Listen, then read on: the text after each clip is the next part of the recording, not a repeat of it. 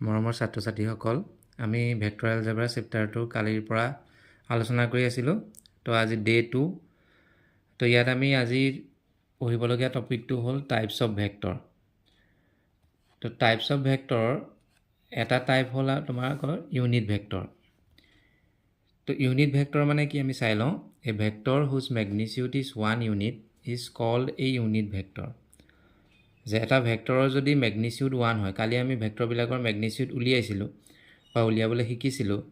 তে আমি যদি ভেক্টৰবিলাকৰ মেগনিচিউড উলিয়াওঁ আৰু তাৰ যদি মেগনিচিউডটো তোমাৰ 1 ইউনিট হয়, মানে ভেলুটো যদি 1 ওলায়, তেন্তে সেই ভেক্টৰবিলাকক আমি ইউনিট ভেক্টৰ বুলি ক'ব পাৰোঁ। উদাহৰণস্বৰূপে আমি চাব পাৰোঁ, এটা ভেক্টৰ আমি ল'লোঁ a vector 1/√3 i cap plus 1/√3 j cap plus 1/√3 k cap. তাৰ যদি আমি মেগনিচিউড উলিয়াওঁ, তে আমি পামগৈ 1/√² প্লাছ 1/√3² প্লাছ 1/√3²। তো ইয়াৰ ভেলুকেইটা পামগৈ 1/3 1/3 1/3 অৰ্থাৎ 3/3 অৰ্থাৎ 1। অৰ্থাৎ আমি কি পালোঁ যে ভেক্টৰটোৰ মেগনিচিউড আমি 1 পালোঁ, সেইকাৰণে আমি এই ভেক্টৰটোক ইউনিট ভেক্টৰ বুলি ক'ব পাৰোঁ। মানে আমি মিনিংটো এইটোৱে হ'ল যে এটা ভেক্টৰ যদি তোমাক দিয়া থাকে, তাৰ মেগনিচিউডটো যদি তোমালোকে উলিওৱা আৰু সেই মেগনিচিউডটো যদি 1 হয়, তেন্তে সেইবিলাক ভেক্টৰক আমি ইউনিট ভেক্টৰ বুলি ক'ব পাৰোঁ। এতিয়া আমাৰ কুৱেশ্যনবিলাক কেনেকুৱা হ'ব যে তোমালোকক এটা ভেক্টৰ দিয়া থাকিব, সেই ভেক্টৰটোৰ দিশত বা ডাইৰেকশ্যনত ইউনিট ভেক্টৰ উলিয়াবলগীয়া হ'ব। তো ইয়াত আমাৰ ছেকেণ্ড পইণ্টত কৈছে the unit vector in the direction of a given vector a is denoted by a cap. মানে এটা যিকোনো এটা ভেক্টৰ দিয়া থাকিলে তাৰ যদি আমি ইউনিট ভেক্টৰ উলিয়াবলৈ যাওঁ, তেন্তে সেই ইউনিট ভেক্টৰটোক আমি এ কেপ হিচাপে ডিনোট কৰিম। তো ইয়াত আমি লিখিছোঁ যে ইউনিট ভেক্টৰ আমি কেনেকৈ উলিয়াব লাগিব। A vector is any vector, যিকোনো এটা ভেক্টৰ তুমি ল'লা। The unit vector in the direction of a vector is given by, মানে এ কেপ। এ কেপটোৱে এ ভেক্টৰৰ ইউনিট ভেক্টৰ বুজায়। ইউনিট ভেক্টৰ আমি কেনেকৈ উলিয়াম, সেই ভেক্টৰটোৰ মেগনিচিউডে ডিভাইড কৰি দিব লাগিব। তো এইটো আমি মনত ৰাখিম, যিকোনো এটা ভেক্টৰক যদি তাৰ মেগনিচিউডে ডিভাইড কৰি দিলে যোনটো ভেক্টৰ পোৱা যায়, সেইটোক দিয়া ভেক্টৰটোৰ ইউনিট ভেক্টৰ বুলি কোৱা হ'ব। এতিয়া আমি এটা কুৱেশ্যন ছল্ভ কৰি চাওঁ। তো find a unit vector in the direction of the vector a. এই ভেক্টৰটো দিয়া আছে 2i plus 3j plus k। এই ভেক্টৰটোৰ ডিৰেকশ্যনত ইউনিট ভেক্টৰ উলিয়াব লাগে। তো আমি ভেক্টৰটো ল'লোঁ a vector 2i 3j k। ইয়াৰ মেগনিচিউড উলিয়ালা। মেগনিচিউডটো আমি জানো যে i j k ৰ কফিচিয়েণ্টকেইটা স্কুৱাৰ কৰি স্কুৱাৰ ৰুট লৈ ল'ব লাগে। তো ইয়াত আমি পালোঁ 4 প্লাছ 9 প্লাছ 1 অৰ্থাৎ √14।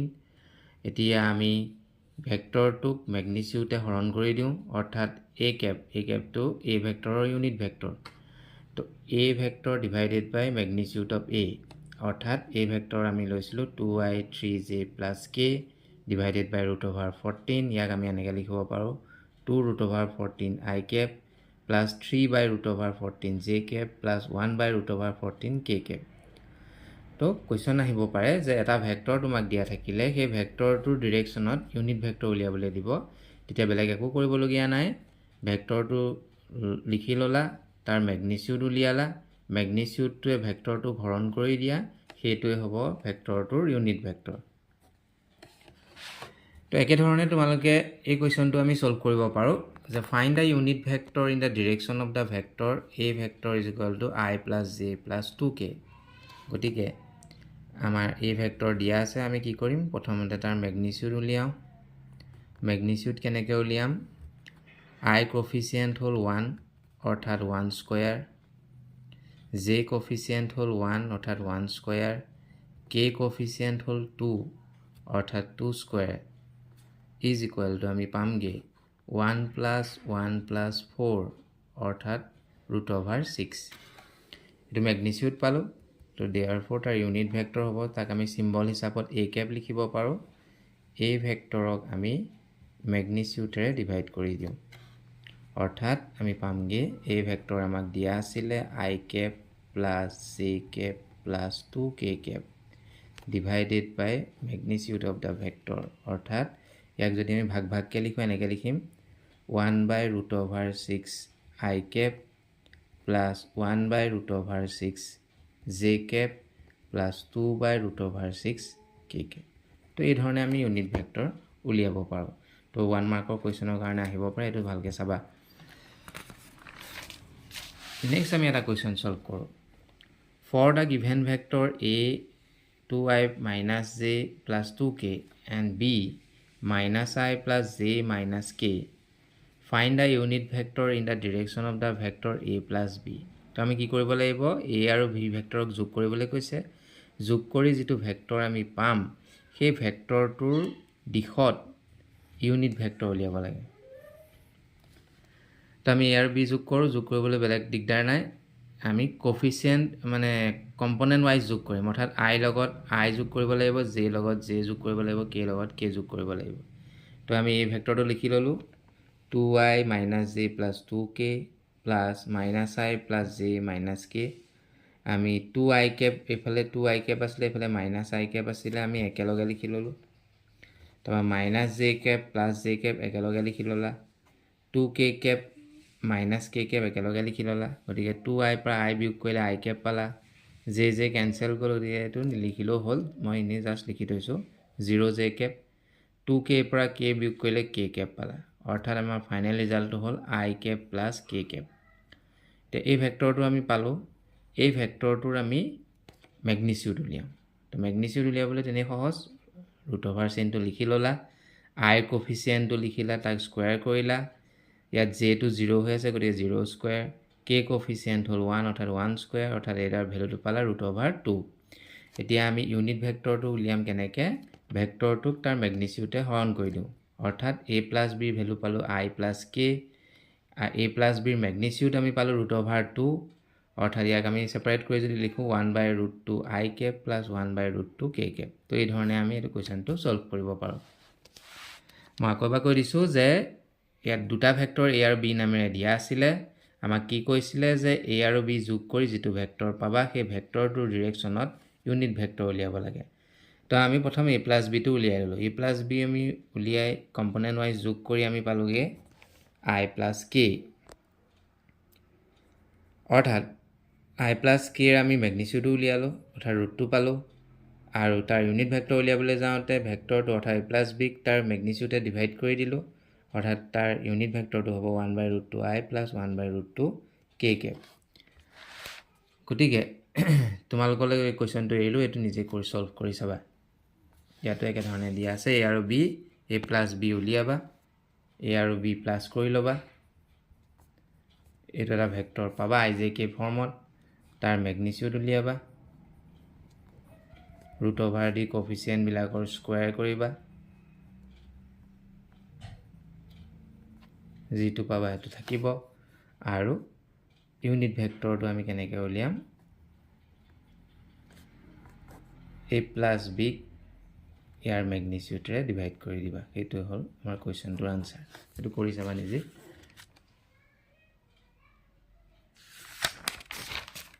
এবাৰ আৰু এটা কুৱেশ্যন আমি ছল্ভ কৰি চাওঁ। Find a unit vector, find A vector in the direction of the vector 5i minus j plus 2k whose magnitude is 8 unit। যে এটা ভেক্টৰ তোমাক দিয়া আছে, সেই ভেক্টৰটোৰ দিশত আন এটা ভেক্টৰ উলিয়াব লাগে যাৰ মেগনিচিউড হ'ব 8 ইউনিট। তো আমি ডাইৰেক্ট 8 ইউনিট ভেক্টৰটো উলিয়াবলৈ আমাৰ জটিল। তো আমি কি কৰিম, যিটো ভেক্টৰ দিয়া থাকিব সেই ভেক্টৰটোৰ আমি ইউনিট ভেক্টৰ উলিয়াম। অৰ্থাৎ আমি ইউনিট ভেক্টৰ কেনেকৈ উলিয়াম, a নামৰ ভেক্টৰটো দিয়া আছে, ইয়াক a বুলি ধৰি লৈছোঁ, তাৰ মেগনিচিউড আমি উলিয়াইছোঁ। মেগনিচিউড আমি কেনেকৈ উলিয়াম, ৰুট অভাৰ দি i কোফিচিয়েণ্ট হ'ল 5, গতিকে 5 স্কুৱেৰ, j কোফিচিয়েণ্ট হ'ল -1, গতিকে -1 স্কুৱেৰ, k কোফিচিয়েণ্ট হ'ল 2, গতিকে 2 স্কুৱেৰ, অৰ্থাৎ ইয়াত আমি কেলকুলেট কৰি পালোঁগৈ ৰুট অভাৰ 30। ইউনিট ভেক্টৰটো উলিয়ালোঁ a কেপ, অৰ্থাৎ এই ভেক্টৰক মেগনিচিউডে ডিভাইড কৰি দিলোঁ, 5i minus j plus 2k divided by root over 30। ইয়াক ছেপাৰেট কৰি লিখিলোঁ 5 root 30 i cap minus 1 by root 30 j cap plus 2 by root 30 k cap. এতিয়া আমি লিখিলোঁ যে vector in the direction of a vector whose magnitude is 8 unit. Unit ভেক্টৰৰ মেগনিচিউডটো আমি 1 বুলি জানোৱেই, ইউনিট ভেক্টৰক 8ৰে পূৰণ কৰি দিলে আমি 8 ইউনিটৰ ভেক্টৰটো পাই যাম, কাৰণ ইউনিট ভেক্টৰ মানে হ'ল ইউনিট ভেক্টৰ মানে কি যে তাৰ ম্যাগনিটিউডটো হ'ল 1 ইউনিট আমাক কি লাগে 8 ইউনিটৰ ভেক্টৰ তো আমি কি কৰিম 1 ৰ লগত আমি 8 পূৰণ কৰি দিলে 8 ইউনিট হৈ যাব তো হেতুকে আমি কৰিছো যে ইউনিট ভেক্টৰটো আমি উলিয়াই লৈছো এটো আৰু সেই ইউনিট ভেক্টৰটোক আমি 8 ৰে পূৰণ কৰি দিছো তেতিয়া আমি 8 ইউনিট হৈ গ'ল তো 8 ইনটু ইউনিট ভেক্টৰ আমি কি পালো হেতু বহাই দিলো 5√3 i cap plus 1/√3 j cap plus 2/√3 k cap অৰ্থাৎ 40/√30 i cap minus 8/√30 j cap plus 16/√30 k cap এইটো পাল নেক্সট টু সলভ কৰি যাও find a vector in the direction of the vector a that has magnitude 7 তো a ভেক্টৰটো ললা i cap minus 2j cap year magnitude উলিয়ালা কেনেকৈ উলিয়াবা root over দিলা i কোএফিচিয়েন্ট হল 1 গতিকে 1 square plus j কোএফিচিয়েন্ট হল -2 গতিকে 2 square অৰ্থাৎ 1 plus 4 এটো পালাগে ৰুট ওভাৰ 5 এতিয়া তাৰ ইউনিট ভেক্টৰ কিমান পাবা ইউনিট ভেক্টৰ হবগে ইউনিট ভেক্টৰ আমি পামগে সেই ভেক্টৰটো অৰ্থাৎ এই ভেক্টৰক এই ভেক্টৰৰ ম্যাগনিটিউডে ডিভাইড কৰি দিব লাগে তো এই ভেক্টৰ আমাৰ কিমান দি থৈছিলে i cap minus 2j cap আৰু ইয়াৰ ম্যাগনিটিউড আমি কিমান পাইছিলো √5 অৰ্থাৎ ইয়াক সেপাৰেট কে লিখিলে 1/√5 i cap 2/√5 j cap এতিয়া এটো ইউনিট ভেক্টৰ মানে ইয়াৰ ম্যাগনিটিউড 1 গতিকে আমাৰ যেটো ৰিকোয়াৰ্ড ভেক্টৰ উলিয়াব লাগে সেই ভেক্টৰটোৰ ৰিকোয়াৰ্ড ভেক্টৰ হবগে যেনেকুৱা ভেক্টৰ উলিয়াব লাগে যাৰ ম্যাগনিটিউড 7 গতিকে 7 এ ইউনিট ভেক্টৰক পূৰণ কৰি দিয়া এই 7 হৈ গৈ যাব কাৰণ ইউনিট ভেক্টৰ ম্যাগনিটিউড 1 তাৰ লগত 7 পূৰণ কৰিলে ম্যাগনিটিউড 7 হৈ যাব তো 5 i cap 2/√5 j cap অৰ্থাৎ ইয়াক যদি আমি মাল্টিপ্লাই কৰো 7/√5 i cap লিখিব পাৰো প্লাস 7 into 2 14/√5 j cap তেবা ভালকে চাই লোৱা